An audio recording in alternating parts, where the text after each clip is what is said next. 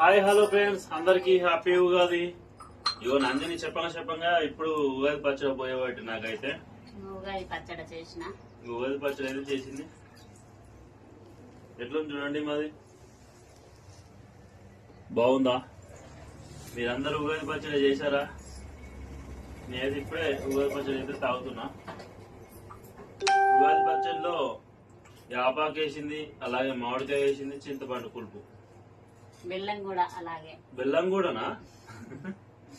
చూసిరా, తీపి చేదు పులుపు కలిపిన ఉగాది పచ్చడి అయితే చేసింది. 3 రుచులు అయితే. ఓకేనా? మేమైతే తాగుతున్నాం. మీరు తాగిరా లేదా కామెంట్ బాక్స్ లో అయితే కామెంట్ చేయండి.